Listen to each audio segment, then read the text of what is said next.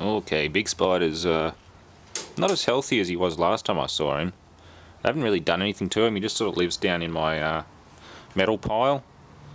But he's still alive, but he's just not as lively as he usually is. Well, there he goes, he's getting started up. There's a size comparison, that's a 50-watt halogen down lamp globe. It's called an Australian huntsman spider.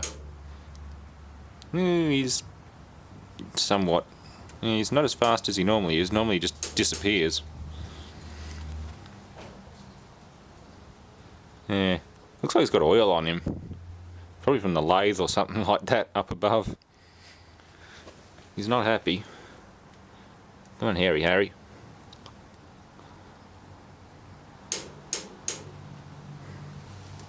Where are you going?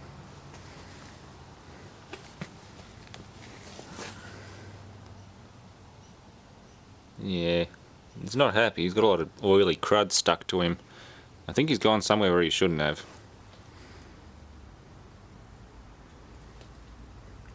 Yeah, don't watch this if you don't like spiders. This is the same kind of spider as was in Leo Kim videos, viral Big Spider Attacks Daddy or something. I can't remember the exact name of it.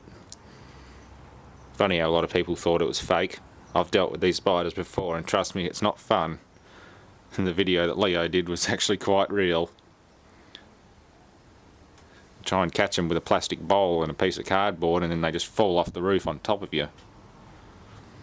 But this one here should be moving a lot faster normally, so I don't think he's got much time left. G'day folks. Just revisiting this Kubota mower. I wanted to see what it was like underneath and pull the blade wheel off, so I had another look and I can see marks where people have tried to remove these bolts. Like, it's not like someone's thrown it out without even trying to fix it. They have tried to and given up at the point of getting these bolts out. Apparently they didn't have a 1/4 inch Whitworth socket, so yeah, they just completed rounding the heads off and left it at that.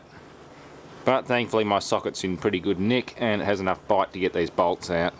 Of course with an impact wrench though. It'd be rather tricky with a spanner since this thing just freewheels. And if you lock it up then you probably would risk bending something. But yeah, air tools are handy. I have to thank one of Brad's friends for donating this one. Even though it's a Chinese rattle gun, these things are almost indestructible and they're really good. So get this bolt out and try the next one. Okay, well I had to make a little attachment for my sprocket remover, but since all the threads down here are completely screwed, I decided to make it permanent. Just a piece of polished bar, I think it was photocopier optical guide rod. Bored it out 11.5mm down to about there, turned a taper on the end and just let it wedge itself on, and it worked. Pushed it off, no damage to the threads inside. That's clearly stuck. That's supposed to be moving on a spring, but that's completely stuck. And what I thought were individual pads are actually just locking tabs for this clutch plate here. It's a bit worn, but yeah, I might even be able to turn it over and use the other side. Oh yeah, there we go. I can use the other side if I want to. Probably not a bad idea. But yeah, I'm going to try and free that up. I just soaked it with a bit of WD-40, which is a marginal penetrant. I'm using this stuff for more important things. WD-40 is half the price and, well, it's worth it.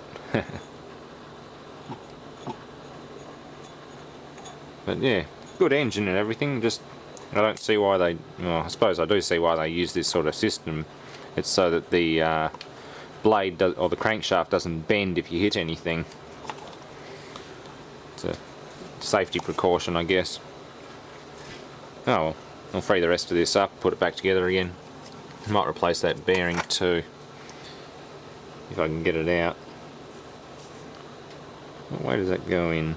There's a retainer over the top, but it's just a ball bearing race. I might replace that one too. Okay, well it doesn't look like I'm getting that clutch pressure plate off the crankshaft anytime soon. I've tried everything without actually taking the risk of damaging it or breaking it. My other thought is maybe I'll drill clearance holes through here, through the whole assembly, and just bolt it together with a heap of Sikaflex or Celastic or something like that, and just glue the whole thing together as a rigid drive. It's only there to prevent bending the crankshaft if you hit something hard. And the amount of mowers I find at the scrapyard with bent cranks is very minimal, actually. Yeah, it's just a safety feature. You can run over heavy objects and it doesn't hurt it.